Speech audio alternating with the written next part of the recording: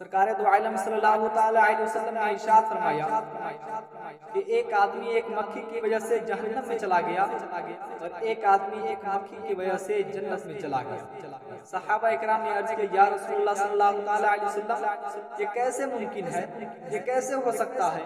پیارے آقا صلی اللہ تعالی علیہ وسلم نے ارشاد فرمایا کہ دو آدمی تھے، ان کا گزر ایک قبیلے والوں سے ہوا اور ان قبیلے والوں کا ایک بت تھا جس بت کے چڑھاوا چڑھائے بغیر اس قبیلے سے کوئی گزر نہیں سکتا تھا۔ چنانچہ اس قبیلے والوں نے، اس قبیلے کے لوگوں نے اس شخص سے کہا کہ تم اس بت کا چڑھاوا چڑھاؤ، اس کے بعد اس سے گزرنے دوں گا۔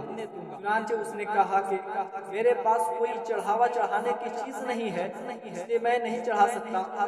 لیکن ان لوگوں نے کہا کہ کیوں نہ تم ایک مکھی ہی کو چڑھاوا چڑھا دو۔ چنانچہ اس نے ایک مکھی پکڑی اور اس مکھی کو اس پر چڑھاوا چڑھا دیا، اس لیے وہ جہنم میں چلا گیا۔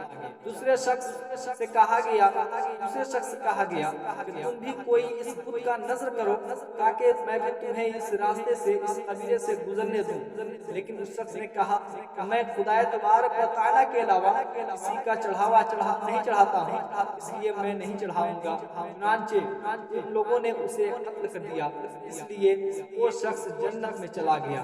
حضرات محترم، ذرا غور کریں کہ آج ہم اور آپ غیروں کے محافل اور غیروں کے تہوار میں جا کر کے ان کے بتوں کے سامنے ہم جیکار کیا کرتے ہیں، ان کے بتوں کے سامنے ہم کفریہ نعرہ لگایا کرتے ہیں اللہ اکبر۔